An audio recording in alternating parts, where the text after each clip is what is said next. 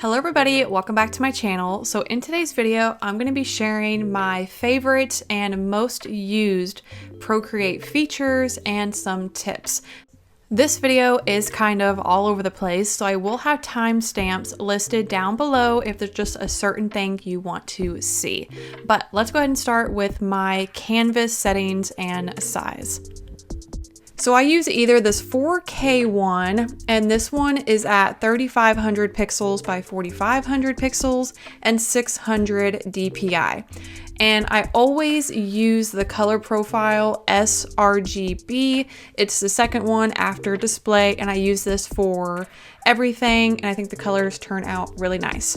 Another one I use is this 11-inch by 8.5 inch at 300 DPI, and I use this one for bookmarks. So basically, I just recommend using at least a 300 DPI, and then you can play around with your actual canvas size. Okay, let's start with simple shapes. So let's say you want to make a perfect circle. All you have to do is draw a circle, do not lift your pen from the screen, and then put your finger on the screen. So hold your finger down and it creates a perfect circle. So like I said, just draw the circle, do not lift your pen from the screen, and then you can tap on it and there's your circle. You can actually do this with squares as well, which is really cool. So you draw your square, don't lift your pen, type the screen, and there you go. But as you can see here, if you don't get it pretty close, it will not turn it into a perfect square. So as long as you're getting it pretty close to perfect whenever it comes to the squares and rectangles, it will change it for you and make it a perfect square. So you can also do something similar with lines. So if you draw a line and you keep your pen held on the screen, it will actually straighten it out for you. And you do not have to tap on the screen for it to do it, just keep your pen held down. So another thing which is super helpful is erasing and like forward without having to hit the little buttons with your pen. You can use 2 fingers to go back, 3 fingers to go forward, and then 4 fingers actually gets rid of the display around the edge. So if you want to take like a photo of your drawing and you don't want the display on there, you could just tap 4 fingers down and it will get rid of it for you. Another feature, if you're using an Apple Pencil, is you can actually tap toward the bottom of your pen and it will switch between the eraser tool and the brush tool. I personally never use this feature, but I figured I'd go ahead and show you in case you want to use it and you find that it makes it easier to switch back and forth. So I almost always use a reference. So when I first open a canvas, I click this little toolbar, canvas, and then I click the little reference button. You can import any photo you have saved to your device and you can have it on the side. That way you can kind of look at it and have a reference. So I use this a lot for drawing animals or anything kind of realistic. It really helps to make sure I'm getting proportions right. You can also color pick straight from that reference. So if you just hold your finger down on whatever color you want, it will get the most accurate or closest color it can for the color wheel. One of my biggest tips for drawing characters or animals and to check the proportion is to flip the canvas horizontal. This is a great way to just make sure everything looks right, because you may notice when you're complete and you flip the canvas, it looks like this. And you're thinking, what in the world went wrong? So I recommend creating a habit of doing this just to double check your proportions. Okay, I want to show you guys how to edit a brush real quick. All you have to do is click the brush and then you can go in and change the stabilization, the taper, the rendering, lots of different options. And this is actually the brush that I use for creating my sticker outlines. to make sure I get that nice, clean, crisp line, because you can see without the streamline and stabilization turned on, the brush is kind of all over the place. So I turn the streamline all the way up and stabilization kind of in the middle. And that just creates this nice clean line that you can use for sticker lines or for fine art details, whatever it may be. It's a great way to change some brushes if you want to tweak them a little bit. Next tool I use all the time is Liquify. So if you click the little magic wand tool up here and go down to Liquify, if you have it selected on push, you can actually change your brush size and pressure settings. You can slightly kind of push around whatever layer you're on. So if your proportions are just slightly off and you need to, let's say, push in the cheek or pull something down a little bit, this tool is super handy, so you don't have to completely redo whatever you're wanting to fix. So I love it. I use it all the time. Another tool underneath the magic wand setting is the curves. So you can darken your image or brighten it, add a little red tone or green, whatever it may be. This is a great way to just add a little more color or depth to your image. So when it comes to layers, there are two main settings I use. First one is alpha lock, and what that does is it locks that layer so you can draw wherever and it will stay on that one layer. The one downside to this is once you get so far ahead on your drawing, you won't be able to change it. So I personally prefer to use something called a clipping mask. And what you do for that, let me just go ahead and back this up. You create a layer above the image you want to draw on, click on the layer, click clipping mask, and then it's similar to alpha lock, but it locks the layer above the image, so you can always change it later on. This is a great way to just add shadows or highlights, or if you want to color just a certain part of the image. This is a great tool to use without having to go back or ruin your base layer.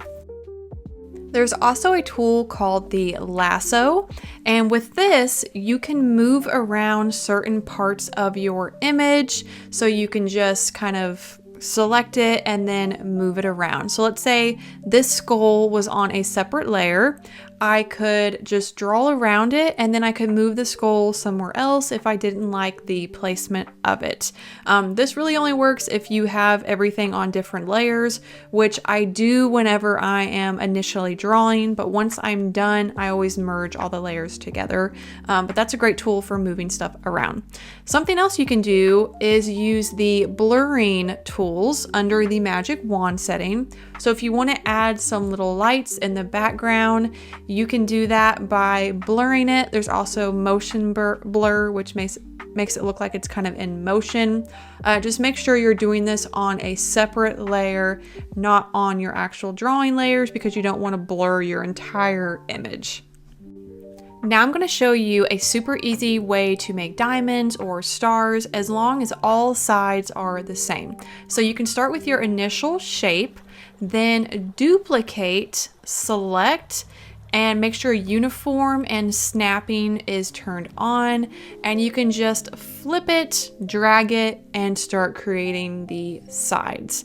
So I do this all the time to create stars or whatever it may be that has identical sides, and just duplicate and create your image. Then you can actually drag your color wheel down and fill that image in. Whenever you're filling an image, you want to make sure you slide it over right until the screen goes like full color. And that just makes sure the entire image is filled in and there are no little white spots. Once you have that original one made, you can just duplicate it and add as many as you want. Now let's talk about drawing guide. There are a couple different things that you can do within Drawing Guide. I don't use the Animation Assist or Page Assist or any of those, but I use Drawing Guide for my bookmarks. So just to make sure that I'm getting that 2x6 or 2x7, whatever it may be, whenever I'm using my paper canvas size, that comes in super handy. You can also use symmetry. So if you're drawing something and you want it the exact same on both sides, you can do that with this setting. I don't really ever use this, but just in case you want to use it, I wanted to make sure I showed you. Now I'm going to share all of my favorite purchased brushes and some of my favorite Procreate brushes.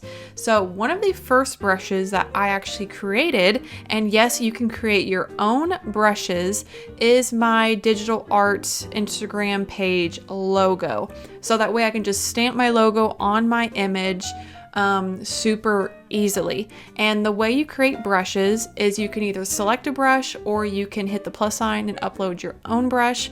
Go to Shape, Edit, and then you can import any image to this shape editor. As long as the background is transparent, it should work. And I can do a full video on how to create brushes if you guys would like. Let me know in the comments if you want to see that. So some of my favorite purchased brushes are from Jing. So I love their Sketch Round brush. I use this for basically all of my initial sketches. And then we have the Fill Outline Sharp. This is that one I showed you where I changed the stabilization. This one's great for sticker outlines or line art. I also use the Round Render a bunch. I use this one for adding the colors or shading because it does have this nice texture to it.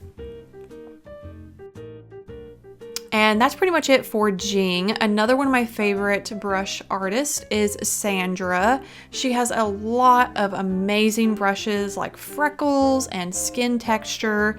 I use her brushes all the time. I've been using them for a very long time and I love them. I also love her like airbrush. This is a soft brush, and the more you lay down, the darker it gets. I also absolutely love her hair brushes. I use this thick flowing hairbrush all the time. It is one of my favorites. I use it for hair, for fur, for like petal details. I use it for so many different things. And I do have some full drawing videos. If you guys want to actually see these brushes in action, I will try to have some of those linked down below, or you can find them on my page.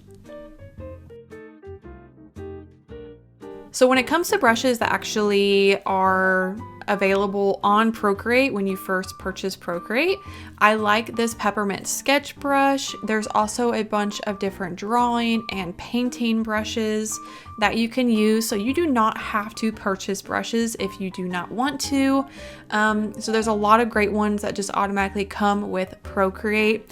I do use these calligraphy brushes a bunch for drawing words. These are even really nice for line art or fine detail. So yeah, there are a bunch of great ones that come with Procreate.